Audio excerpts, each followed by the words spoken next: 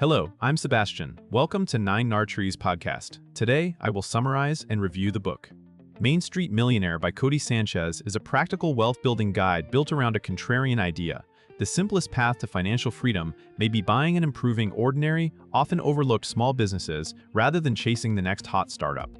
Drawing on widely discussed concepts in small business acquisition and operator investing, Sanchez frames Main Street businesses such as service companies, local trades, and niche B2B providers as stable cash flow engines with real customers, proven demand, and room for operational upgrades.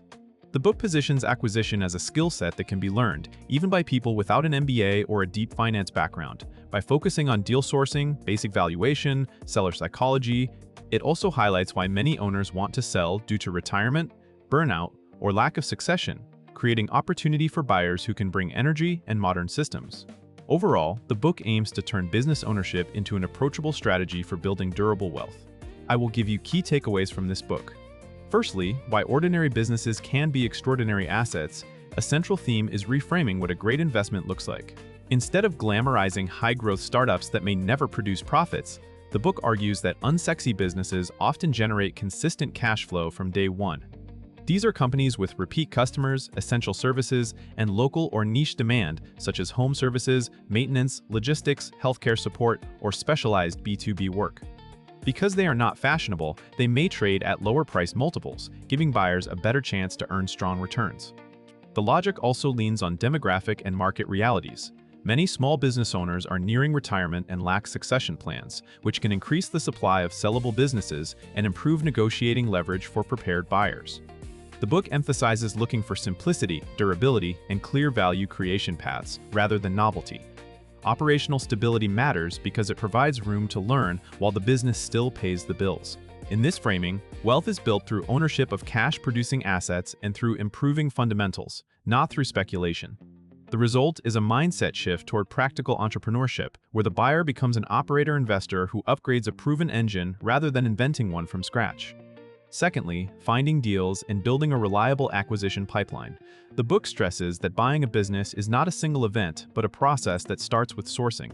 Rather than waiting for a perfect listing to appear, the buyer is encouraged to build a pipeline of opportunities using multiple channels. Common routes include online marketplaces, industry brokers, local networks, accountants, attorneys, and direct outreach to owners.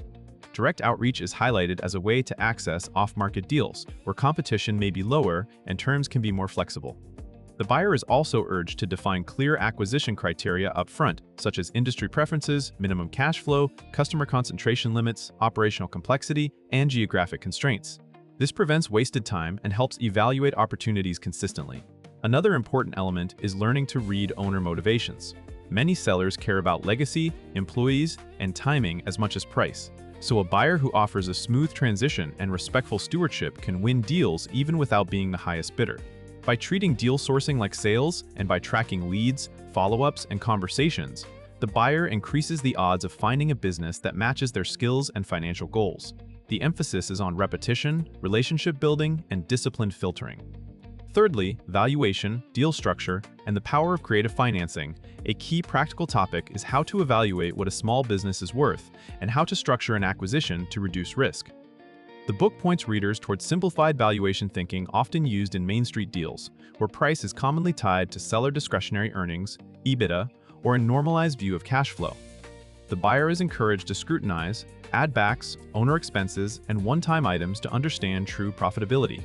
Beyond price, the structure matters. Terms can make a mediocre business a great deal, or a great business a dangerous one. The book emphasizes tools that can lower upfront cash requirements, such as seller financing, earnouts, and performance-based payments. It also highlights the importance of aligning incentives so the seller has a reason to support the transition, and the buyer is protected if results differ from expectations. Readers are reminded to budget for working capital and to account for seasonality, customer churn, and deferred maintenance.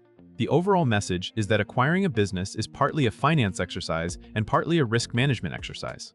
By focusing on downside protection, clear metrics, and thoughtful terms, a new owner can improve the probability of a successful purchase even without large amounts of capital. Fourthly, due diligence and risk control before you buy. The book underscores that small businesses can hide complexity behind simple storefronts, so diligence is essential. Buyers are encouraged to verify financial statements against bank records, tax returns, payroll reports, and merchant processing data to confirm revenue quality. Operational diligence matters just as much, understanding how work is delivered, how customers are acquired, what software and systems exist, and where the business relies on the owner personally.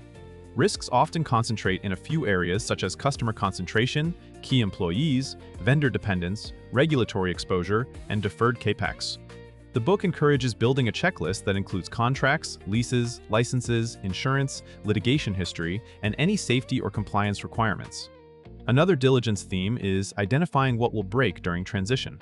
If the owner is the top salesperson, estimator, or relationship holder, the buyer needs a plan to transfer that role or retain the seller temporarily.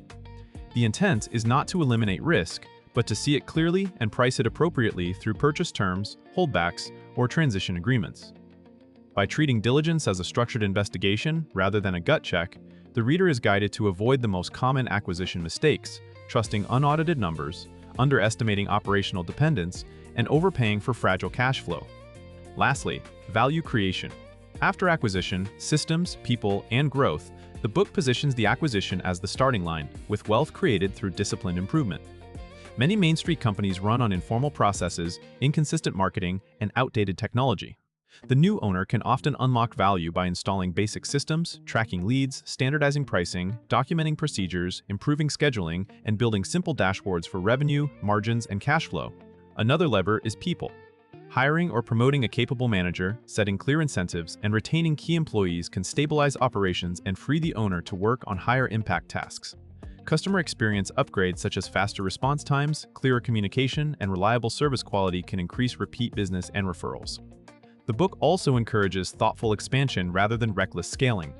Growth can come from adding complementary services, improving local search and sales follow-up, expanding into nearby territories, or making small bolt-on acquisitions that share crews, equipment, or back-office functions. Throughout, the emphasis is on compounding. Small improvements in conversion, utilization, and pricing can produce outsized gains in profit, which then increases the value of the business if it is later sold.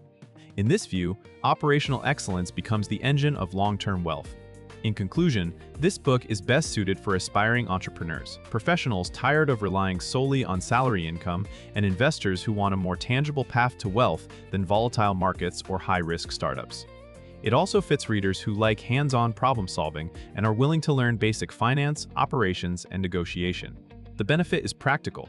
It encourages ownership of cash-flowing assets and teaches a repeatable way to find, evaluate, buy, and improve businesses with existing customers. That can translate into more control over income, the possibility of building equity, and a clearer route to financial independence compared with chasing uncertain startup outcomes. It is also useful for readers who want a real-world framework for reducing risk, because it emphasizes diligence, deal terms, and operational fundamentals rather than hype. Compared to similar business and wealth books, its standout value is the focus on Main Street acquisition as a primary strategy, not a side note, and on actions a first-time buyer can take to build a pipeline, structure terms, and create value post-purchase. If you want a grounded roadmap for buying boring businesses and making them better, this book is worth buying. If you would like to support Codie Sanchez, you can buy the book through the Amazon link I've provided in the podcast description. After reading the book, please let me know what you think and share your thoughts. See you around.